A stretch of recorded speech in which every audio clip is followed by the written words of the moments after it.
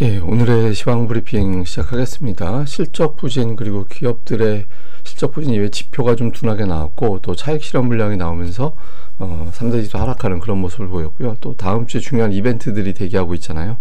여기에 대한 어떤 관망 심리 이런 것들도 작동을 했던 것 같습니다. 일본이 금리 인상했는데 그 영향은 일단 좀 미미했다 이렇게 보면 될 것 같고, 그 비만 치료제 기사의 일부 제약주 정도가 올라갔고 그 외에도 뭐 고르게 올라가고 내려가고 갈리긴 했는데 뭐 이렇게 특징적으로 아주 세다 약하다 이렇게 분류될 수 있는 종목은 몇 개 안 됐던 것 같습니다.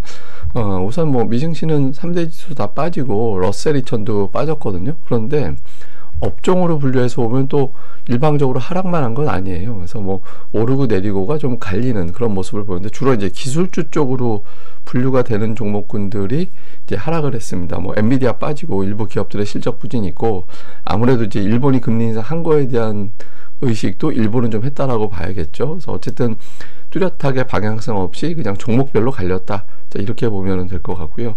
뭐 이슈들을 정리해 보면 그동안에 이제 증시가 트럼프의 사소한 발언에도 계속 반응을 했기 때문에 좀 속도 조절이 필요했던 타이밍이다 이런 주장도 있고요.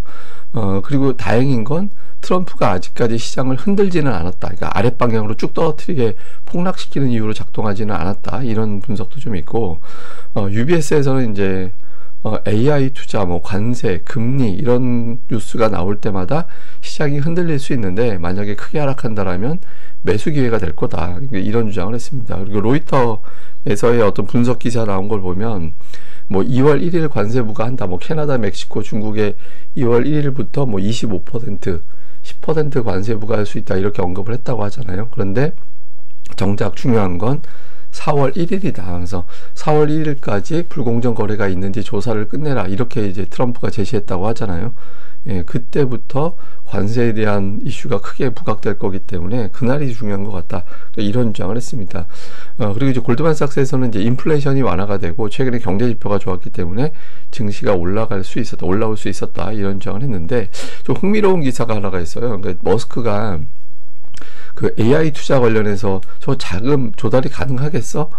이렇게 이야기했다고 하잖아요. 몇몇 기업들에 대해서. 근데 이걸 트럼프 측근이 격분을 했다라는 거예요. 그래서 지가 뭔데 막 그 우리의 어떤 정책을 저런 식으로 비꼬나 막 이렇게 돼가지고 굉장히 격분을 했는데, 이게 혹시 이제 머스크가 이제 밀려나는 계기가 될 거냐. 근데 이제 트럼프가 그 일기 때 이런 정책에 대해서 이제 뭐 약간 이견이 있어도 그거에 대해서 그냥 무시하고 갔다라고 하거든요. 근데 이제 이번에 5천억 달러면 굉장히 큰 이슈인데 이거에 대해서 이제 머스크가 발언한 거에 대해서 굉장히 이제 내부적으로는 좀 분노하는 분위기도 있었다더라. 이게 이제 향후에 혹시 테슬라에 어떤 영향을 주는지 이것도 한번 나중에는 체크를 해봐야 될 것 같습니다.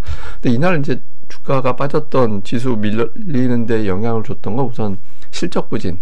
예, 텍사스 인스트루먼트의 주가가 빠졌습니다. 실적은 예상보다 잘 나왔는데 가이던스를 주당 순이익 0.94, 1.16 요 사이로 제시를 했는데 시장의 전망이 1.17이었어요. 그러니까 예상치 하단이 전망치의 상단이 돼버린 거잖아요. 그러면 실적에 대한 자신감이 없나? 이렇게 해석될 수 있는 거죠. 그러니까 회사 측에서는 뭐 미국이나 유럽이나 일본에서의 어떤 자동차 판매라든가 이제 거기에 들어가는 칩을 만드는 회사잖아요. 그런 부분들에 대한 어떤 우려 이런 게 좀 있다라는 식으로 신중하게 이야기한 건데, 근데 이제 제가 진짜 한 100번은 말씀드린 것 같은데, 그러니까 미국 기업들의 실적 시즌의 특징 중에 하나는 실적은 잘 나오고 가이던스는 보수적이고 이렇게 나옵니다. 그러니까 가이던스가 보수적이니까 그걸 바탕으로 애널리스트들이 이제 실적 전망을 하잖아요. 그러니까 웬만하면 실적보다 잘 나와요. 예, 그런데 가이던스를 부진하게 되니까 실적 시즌에 주가가 크게 증시가 올라가지도 내려가지도 않고 어정쩡해가는 그런 특성이 있거든요. 그래서 어쨌든 이렇고, 다음에 곧 또 실적이 나오게 될 보잉 같은 경우도 뭐 파업 이슈도 있고 여러 가지 어떤 변수가 있어서 실적이 좀 예상보다는 부진하게 나올 것 같다. 뭐 이렇게 돼서 이런 부분들이 이제 몇몇 종목들, 뭐 반도체 주가 빠지니까 주변주들도 빠지고, 반도체 뭐 엔달러 환율 빠졌을 때 그런 기술주들 많이 빠졌던 기업들 있고 하니까 기술주들 빠지고, 또 다음 주 실적 발표 나올 기업들도 좀 신중해지고, 그러니까 이런 모습이 나오면서 지수가 좀 소폭이긴 하지만 하락하는데 영향을 줬다라고 봐야 될 것 같고요. 그 다음에 이제 경제 지표인데, 아이고 잠시 후에 나갈 자막이 애니메이션이 잘못 설정됐네요. 근데 어쨌든 그 미시건대 소비자 심리지수가 나왔는데 이게 6개월 동안 계속 올라가고 있었거든요. 지난달 수치보다 계속 올라가고 있었는데 그 전달에 74였는데 71로 빠졌잖아요. 예, 빠졌는데 이게 되게 특이한 게 뭐냐면 이게 여전히 이제 선거 이후의 어떤 흐름을 깨지 못하고 있는 것 같아요. 이게 금리 전망이라든가 이런 것들, 인플레이션 전망이라든가 이런 것들을 보면 공화당 지지자들 같은 경우 이게 빨간색 선인데 트럼프가 물가를 잡아줄 거야, 이렇게 보고 있고, 반면에 이제 미국 민주당 지지자들 같은 경우는 트럼프 때문에 물가가 폭등을 할 거야, 이렇게 보고 있는 거예요. 그래서 이게 지금 데이터 이제 소비자 심리지수라든가 이런 것들도 가만히 보면 아마 정치적인 이슈, 워낙 이제 트럼프가 강한 캐릭터다 보니까 여기에 대한 어떤 불안함이 좀 있는 것 같습니다. 그래서 이제 경제 지표가 어쨌든 결과적인 수치는 6개월 만에 하락적으로 바뀌어버린 거잖아요. 여기에 대한 어떤 경계감이 일부 좀 있었던 것 같고, 그다음에 이것뿐만 아니라 S&P 글로벌에서 이제 나온 그 PMI 보면은 서비스, 그러니까 제조업은 좀 올라가긴 했는데 서비스업이 툭 떨어졌어요. 네, 이렇게 이제 또 수치가 떨어지면서 미국이 서비스업이 떨어진다고. 이게 사실 미국은 제조업보다 서비스업이 더 강세를 보이는 그런 나라잖아요. 지표상으로는 그 비중도 크고.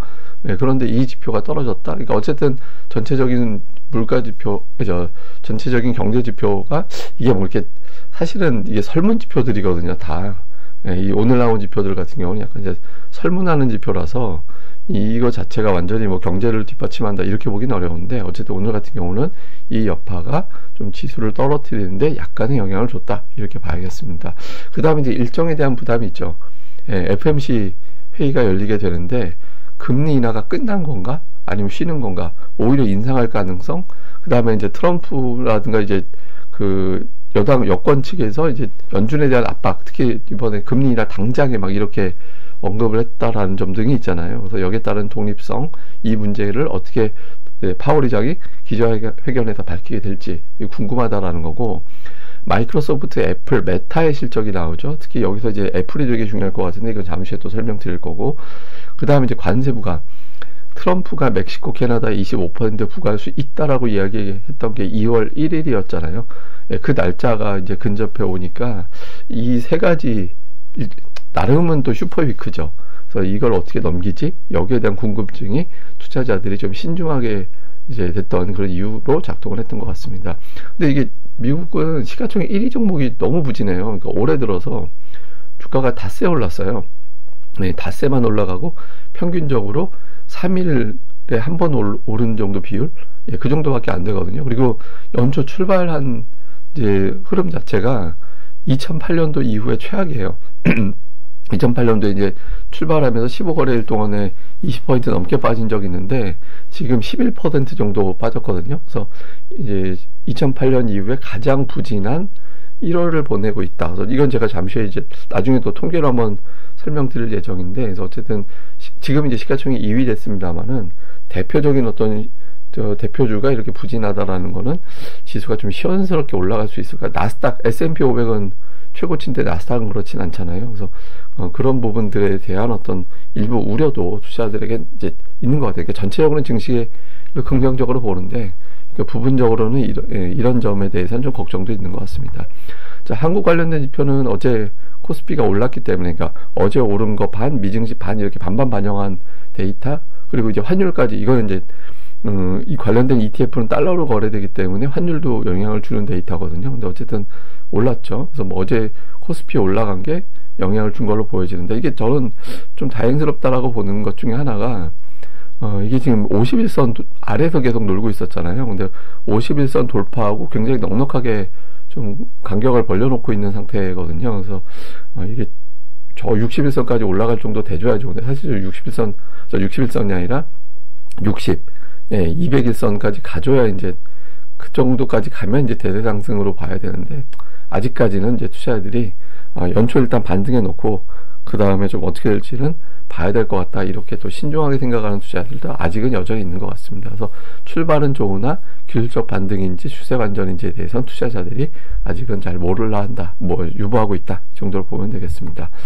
자, 다음 주 슈퍼위크입니다. 앞서 말씀드린 대로 FMC 실적 관세 일정들이 있고, 애플이 좀 주가가 계속, 그러니까 시장에서 발목 잡는 종목이 계속 있으면 안 돼요. 그래서 결자 해지의 원칙이라고 제가 이제 자주 말씀드리잖아요. 발목 잡고 있는 종목이 풀려야 시장이 조금 더 자신감을 갖게 되거든요. 그리고 한국 증시는 어쨌든 선전은 하고 있다. 근데 지금 당장은 추세보다는 치고받고 하는 그런 구간이다. 이렇게 보면 될 것 같고, 제가 걱정했던 거는 이제 엔달러 환율이 어떻게 돌아가는지 여부거든요. 근데 이날 무난했어요. 그러니까 어제 엔달러 환율이 이제 툭 떨어졌다가 올라오고, 그 다음에 미증시 돌아갈 때 보면은 뭐 빠졌다가 또 올라오고, 그래서 156엔 그 근처에서 지금 노는 그런, 결과적으로는 그렇게 움직임이 나왔거든요.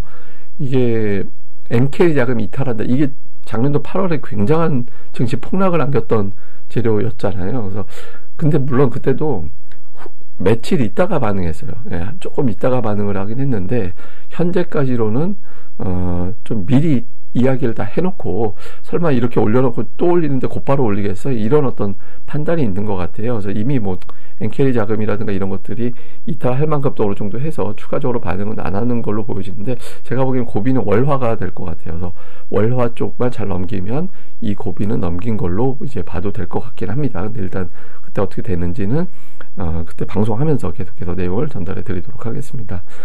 예, 그럼 오늘 또 하루 잘 보내시고요. 또 연휴 기간 잘 보내시고, 연휴 기간 내에도 제가 이제 계속해서 방송이라든가 이런 것들은 준비해서 올릴 거니까 뭐 시간 나실 때마다 또 재밌게 봐주시면 좋을 것 같습니다. 예, 감사합니다. 저는 다음에 뵙겠습니다. 구독하기와 좋아요 꼭 부탁드립니다.